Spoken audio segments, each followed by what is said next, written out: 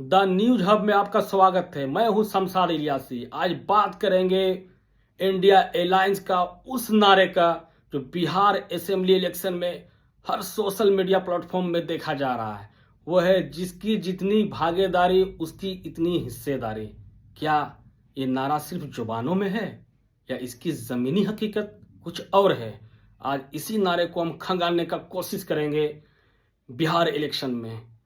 मैं बता दूं कि नारे का एक्सपोजर यानी नारे का जो नेगेटिव पॉइंट की शुरुआत हुआ वो 2-3 दिन पहले जब अशोक गहलोत ने इंडिया अलायंस के साथ अपने गठबंधन के साथ एक संयुक्त प्रेस कॉन्फ्रेंस किया, तो वहां पे वो सीएम के साथ साथ उप सीएम का भी घोषणा करते हैं।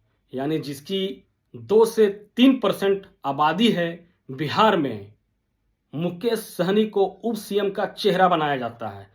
और जिसकी आबादी बिहार में 20% है, उस 20% के आबादी में इंडिया अलायंस को कोई उप सीएम का चेहरा दिखाई नहीं देता है।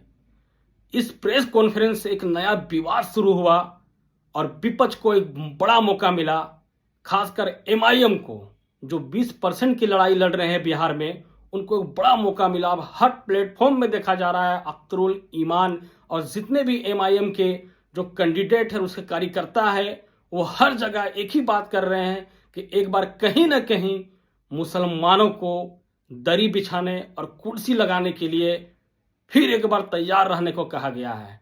यानी जो अलायंस के लिए 20% हमेशा खड़े रहती है, एक बार फिर वो वोट बैंक सिर्फ बन के रह गई है इस गठबंधन के लिए।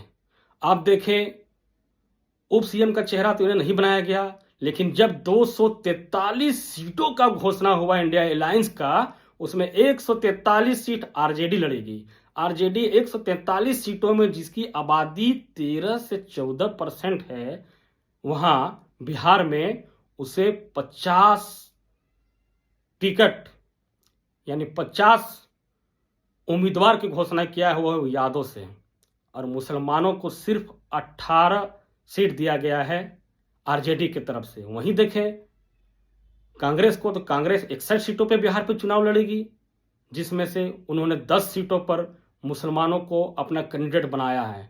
जो बात करते हैं जिसकी जितनी भागीदारी उसकी इतनी हिस्सेदारी, वो लोग कुल मिलाकर मात्र 28 सीट दिए हैं मुसलमानों को बिहार असेंबली इलेक्शन में। अब देखा जाए तो एमआईएम ने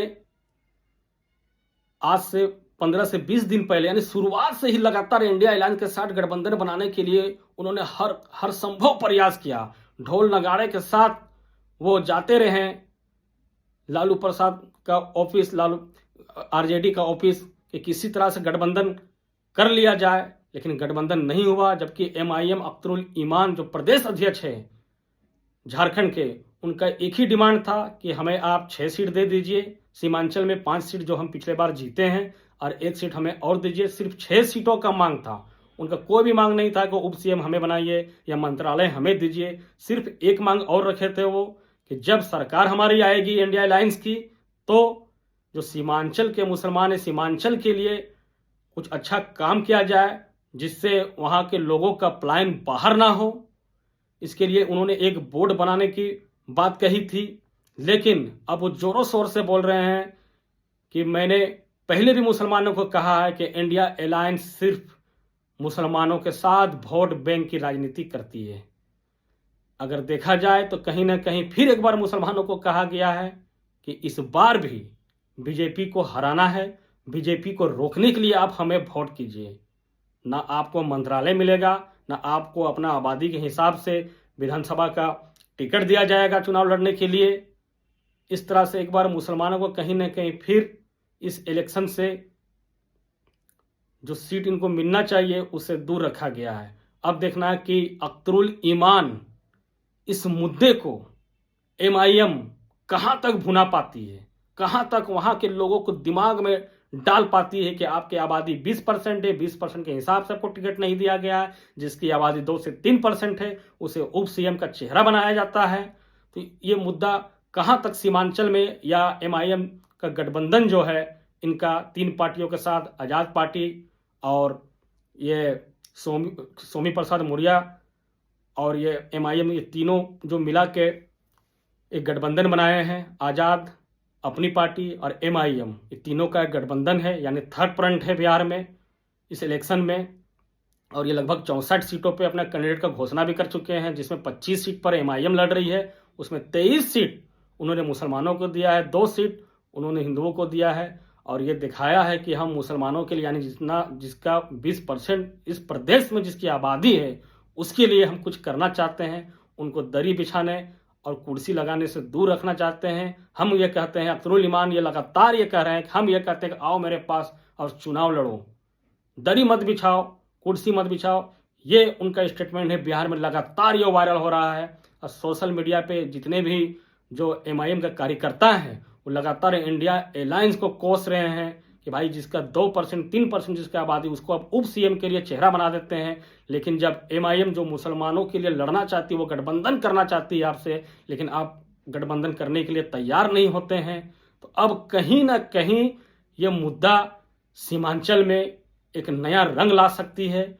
और अवैसी ने जो कहा था कि 6 के बदले हम 24 वसूलेंगे, कहीं ये ना हो जाए। अगर ऐसा होता है तो तेजस्वी एक बार फिर बिहार में CM बनने से कहीं दूर हो सकते हैं, CM बनने से कहीं वंचित रह सकते हैं। खैर, ये आने वाला 14 नवंबर बताएगा कि ये MIM कितने सीटों पे इंडिया अलायंस को नुकसान पहुंचा पाती है।